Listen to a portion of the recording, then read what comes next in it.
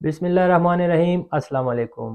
میرا مین بزنس جو ہے جیم سٹونز کے حوالے سے وہ فیروزہ ہی ہے، یعنی ٹرکائس مجھے سب سے زیادہ پسند ہے، بے انتہا پسند ہے، اور میری کوشش رہتی ہے کہ میں سب سے زیادہ ٹرکائس لوں، اور بیچنے بھی میرے پاس ٹرکائس بیچنے کے لیے تقریباً بچپن ہی سے میں ٹرکائس کی کلیکشن جمع کرتے آ رہا ہوں، بہت زیادہ سیل کیے ہیں، بہت زیادہ خریدے ہیں، اور ان میں سے بہت زیادہ فیک بھی خرید چکا ہوں، کیونکہ جب آپ پتھر کی ایک اصل پہچان تک پہنچتے ہیں تو آپ بہت زیادہ ٹھوکریں کھا چکے، ٹھوکروں سے جو تجربہ میں نے حاصل کیا ہے وہی تجربہ میں آپ کے ساتھ شیئر کرتا ہوتا ہوں۔ تو اس کے اصل ہونے کی پہچان مجھ سے بہتر آپ کو کون بتا سکتا ہے۔ میں آپ کے ساتھ وہ تجربہ آج شیئر کرنے جا رہا ہوں، وہ ٹپس آج شیئر کرنے جا رہا ہوں جو میں نے اتنے عرصے میں فیروزہ سٹون کی پہچان کو سمجھنے کی کوشش کی ہے۔ تو آئیے چلے ویڈیو کا آغاز کرتے ہیں۔ فیروزے کی پہچان کے اوپر بہت ساری ویڈیوز آپ کو مل جائیں گی جو کہ اکثر کہہ رہے ہوتے ہیں فیروزے کو ہیٹ سے پہچانے، مطلب اس کو آگ پہ رکھیں، جو فیروزہ نہ جلے وہ اصل ہے۔ بٹ میں آپ کو بتانا چاہتا ہوں کہ فیروزہ اگر اصل ہو یا نقل ہو وہ لازمی جلے گا، لیکن اس میں فرق کیا ہوتا ہے کہ اصل فیروزہ جلتا ضرور ہے لیکن پھٹتا نہیں ہے وہ آگ پہ، اور جو نقلی فیروزہ ہوتا ہے وہ پھٹ جاتا ہے۔ لیکن اس طرح کی پہچان کا کیا فائدہ جس کو آپ اپلائی ہی نہ کر سکیں؟ اگر آپ اپلائی کرتے ہیں آپ کا فیروزہ خراب ہو جاتا ہے۔ اس کے علاوہ ایک اور پہچان عام لوگ بتاتے ہوتے ہیں کہ فیروزے کی جڑ اگر ہے تو وہ اوریجنل ہے، اگر جڑ نہیں ہے تو وہ اوریجنل نہیں ہے۔ تو آج میں آپ کو ایک ایسا فیروزہ بھی دکھانے لگا ہوں جس کی جڑ بھی موجود ہے، اس کا کلر بھی خوبصورت ہے، اور وہ آگ پر بھی نہیں جلتا، لیکن پھر بھی وہ ایک نقلی فیروزہ ہے۔ سب سے پہلی ٹپ جو ہے وہ ہے فیروزہ سٹون کا کلر۔ فیروزہ سٹون کے اپنی ایک کلر سکیم ہے، اس سے باہر کوئی بھی کلر فیروزے میں نہیں آتا، اور جتنے بھی نقلی فیروزے بنائے جاتے ہیں جن کو ہاولائٹ کو رنگ کر کے بنائے جاتے ہیں یا کسی اور پروسیس سے نقلی فیروزے سینتھیٹک ٹرکائس تیار کیے جاتے ہیں، ان کا کلر نیچرل سے بہت زیادہ مختلف ہوتا ہے۔ اب یہ سارے فیروزے کی کلر سکیم آپ کے سامنے ہے، اس میں سے سب سے زیادہ وائبرنٹ کلر آپ کو کون سا نظر آ رہا ہے؟ سب سے جو اس میں سے وائبرنٹ کلر ہے جو کہ اٹھ کے آ رہا ہے وہ اس فیروزے کا ہے۔ تو میرے بھائی یہ فیروزہ اب ویڈیو میں تو یہ بلیو نظر آ رہا ہے، لیکن اس کا جو اصل رنگ ہے نا، آپ اس کو دن کی روشنی میں چیک کریں نا تو یہ بلیک بلیو کی طرف جا رہا ہے، مطلب تھوڑا سا بلیک شیڈ ہے اس میں۔ یہ فیروزہ بظاہر دیکھنے میں ایک اصلی فیروزہ لگتا ہے، لیکن اس کے کلر کی وجہ سے میں نے اس کو نقلی فیروزوں میں شمار کیا ہوا ہے۔ سیکنڈ نمبر پہ جو ٹپ ہے وہ بہت ہی یوزفل ہے۔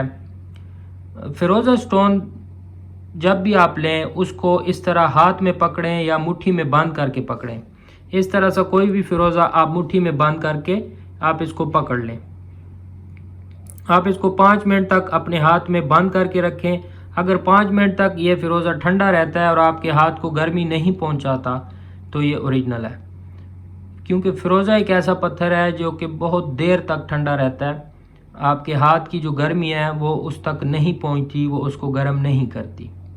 یہی وجہ ہے کہ اکثر فیروزے جو ہوتے ہیں وہ کم ہیٹ پہ جلتے نہیں ہیں، پھر لوگ اس کو لائٹر جلا کر یا ماچس کی تیلی کے ساتھ آگ کے ساتھ اس کو ٹیسٹ کرتے ہیں کہ یہ بھائی نہیں جلا، یہ اوریجنل ہے۔ تو کائنڈلی آگ پہ فیروزہ چیک نہیں ہو سکتا، اگر چیک ہوگا تو وہ خراب ہو جائے گا۔ تیسرے نمبر پر جو ٹپ ہے وہ بہت ہی یوزفل ہے۔ فیروزہ جب بھی آپ لیں اس کو آپ ہاتھ پہ ایسے ناخن سے اسکریچ کریں، اس کی سرفیس آپ کو ایک ہموار سرفیس معلوم ہوگی۔ جب جو بھی نقلی فیروزے ہوں گے اس کی سرفیس آپ کو اوبر کھابڑ معلوم ہوگی، تو اس سے بھی آپ سمجھ سکتے ہیں کہ یہ فیروزہ نقلی ہے۔ چوتھے نمبر پر ایسے فیروزے جن کی کوئی چمک نہیں ہوتی، جو ڈل ہوتے ہیں، مطلب آپ جب بھی فیروزہ لینے جاتے ہیں اور دکاندار یا جیم سٹون بیچنے والا وہ اس کو ناک پر سے آئل لگا کے آپ کو پیش کرتا ہے، تو آپ نے لازماً اس فیروزے کو ہاتھ کی مدد سے یا کپڑے کی مدد سے صاف کر کے چیک کرنا ہے۔ اگر پھر بھی اس میں چمک باقی ہے تو یہ فیروزہ آپ کا اوریجنل ہے، اور جتنے بھی ڈل فیروزے ہوتے ہیں وہ اکثر اوقات فیک ہی ہوتے ہیں۔ اس کے بعد جو ٹپ میں آپ کو دینے جا رہا ہوں وہ ہے فیروزہ سٹون کی سرفیس ٹیسٹ۔ فیروزہ سٹون کی سرفیس ٹیسٹ پہ جب بھی آپ اس طرح انگلی یا ہاتھ پھیریں گے یہ آپ کو ویکسی معلوم ہوگا، مطلب آپ کا ہاتھ اس کے اوپر سلپ نہیں کرے گا۔ تو اس طریقے سے بھی آپ فیروزہ سٹون کی فیروزہ سٹون کو چیک کر سکتے ہیں۔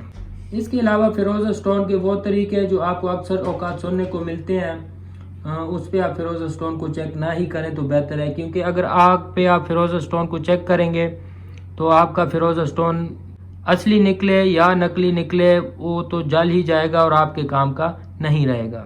اور اگر دودھ کے ذریعے چیک کریں گے کہ میرا فیروزہ دودھ کو دہی بناتا ہے یا نہیں، تو اس سے بھی آپ کو اصل نقل فیروزے کا کچھ پتہ نہیں چلے گا، کیونکہ دودھ سے دہی بنانے کا کام جو ہے وہ بیکٹیریا کا آئی تھنک، اور بیکٹیریا کہیں پہ بھی موجود ہو سکتا ہے۔ اور اس کے علاوہ ایک اور طریقہ جو عام مارکیٹ میں مجھے بھی سننے کو ملتا ہے اور اس طریقے سے کافی لوگ فیروزے کو چیک کر رہے ہوتے ہیں، وہ ہے فیروزہ سٹون کی جڑ۔ اصل میں یہ جڑ نہیں ہوتی، چھوٹے پیسز جتنے بھی ہوتے ہیں فیروزہ سٹون کے، ان کو نیچے سے اس طرح کھردرا چھوڑ دیا جاتا ہے تاکہ اس کا ویٹ لاس نہ ہو اور وزن میں یہ زیادہ ہو تاکہ بیچنے والے کو نقصان نہ ہو۔ لیکن جتنے بھی بڑے پیس ہوتے ہیں، جیسے کہ اب یہ پیس ہے، یہ نیچے سے ہموار کر دیا جاتا ہے،